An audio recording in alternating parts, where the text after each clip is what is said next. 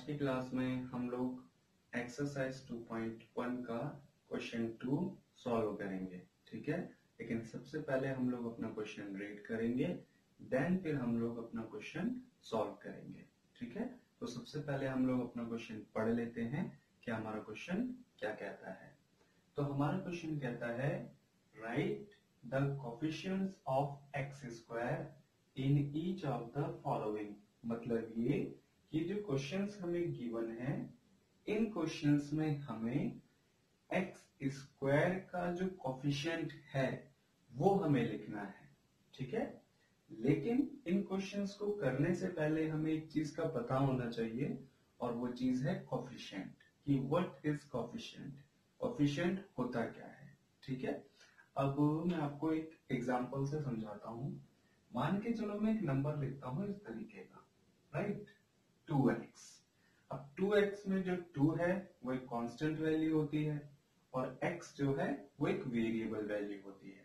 ठीक है, अब 2x का मतलब क्या है? 2x का मतलब होता है यहाँ पे 2 मल्टीप्लाई x से। और अगर मैं आपसे पूछूं कि x के साथ मल्टीप्लाई में कौन है, तो आप क्या कहोगे कि सर मेरे साथ तो इस नंबर के साथ तो 2 है, राइट। तो कोई भी नंबर, ठीक है, जो वेरिएबल के साथ होता है, ठीक है, वो नंबर हमारा कोफिशिएंट होता है। अब जैसे यहाँ पे 2x है तो वेरिएबल अपना x हो गया और कांस्टेंट वैल्यू 2 है, तो इस x का कोफिशिएंट होगा 2। ठीक है, यानी मल्टीप्लाई में जो भी वैल्यू होती है वही वैल्यू हमारी कोफिशिएंट होती है। और ध्यान रहे, ऐसा जरूरी नहीं है कि जो वैल्यू है वो सिर्फ और सिर्फ कांस्टेंट हो सकती है, वो कांस्टेंट और वेरिएबल दोनों वैल्यू हो सकती है। अब आप कहोगे सर ऐसा कैसे पॉसिबल है, तो एक और एग्जांपल से समझो। मान लो मैं लिख रहा हूं 2xy। अब मैं आपको कहता हूं x का कोफिशिएंट बताओ, तो कमेंट बॉक्स में मुझे करके बता देना कि आपको क्या लगता है। ठीक है, लेकिन अगर कुछ बच्चों के जवाब है सर सिर्फ 2 है तो वो भी गलत है, कुछ बच्चों के जवाब है सर y है तो वो भी गलत है। इसका जो कोफिशिएंट होगा वो होगा 2y। अब आप कहोगे क्यों सर, ऐसा क्यों? क्योंकि जो x है उसकी मल्टीप्लाई 2 के साथ भी है और उसकी मल्टीप्लाई y के साथ भी है, तो इस वजह से x के जो कोफिशिएंट हुए वो 2 और y दोनों हुए, है ना, इस वजह से। और एक चीज और, अभी अभी मैंने आपको क्या बताया कि कोई भी नंबर जो हमारा वेरिएबल के साथ मल्टीप्लाई में है, चाहे वो कांस्टेंट वैल्यू हो चाहे वो वेरिएबल वैल्यू हो, हमेशा वो नंबर्स, वो वैल्यूज कोफिशिएंट होती है। ठीक है, ये चीज ध्यान रखना। एक और एग्जांपल से समझो, जैसे उसने एक्स स्क्वायर का कोफिशिएंट बोला, अब मैं कहता हूं 4x स्क्वायर y की पावर 3, राइट। अब मैं कहता हूं बताइए इसमें कोफिशिएंट क्या है, तो आप क्या कहोगे, तो कोफिशिएंट हमारा 4 बन जाएगा और y की पावर 3 बन जाएगा। ठीक है, बट यहाँ पे ऐसा बिल्कुल भी नहीं है कि कोफिशिएंट अगर यहाँ पे वेरिएबल की पावर अगर बढ़ गई है तो मतलब वो हमारा क्या बोलते हैं कोफिशिएंट नहीं होगा। नहीं, ऐसा बिल्कुल भी नहीं है। पावर इंक्रीज हो जाए डिक्रीज हो जाए इससे हमें कोई मतलब नहीं है, बट एक छोटी सी चीज ध्यान रखनी है और वो ये कि अगर किसी भी वैल्यू के साथ कोई दूसरी वैल्यू मल्टीप्लाई में है तो वो दूसरी वैल्यू पहली वाली वैल्यू का कोफिशिएंट होती है। ठीक है, तो जैसे मैंने यहाँ पे आपको x का कोफिशिएंट बताया 2, यहाँ पे x का कोफिशिएंट है 2y और यहाँ पे x स्क्वायर का कोफिशिएंट है 4 और y की पावर 3।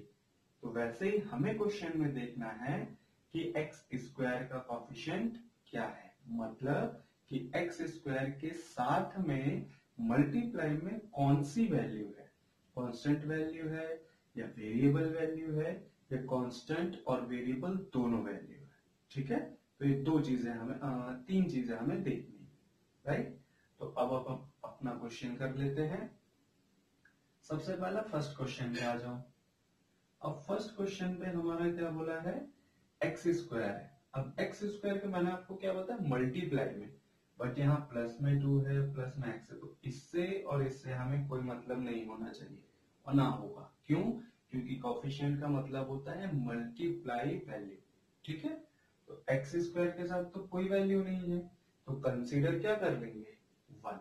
इसलिए हम लिखेंगे coefficient of X square is 1, क्योंकि यहाँ पे कोई न्यूमेरिक वैल्यू नहीं है, इस वजह से एक्स स्क्वायर का कोफिशिएंट 1 हो जाएगा। ठीक है, तो अब हम करते हैं अपना सेकंड क्वेश्चन।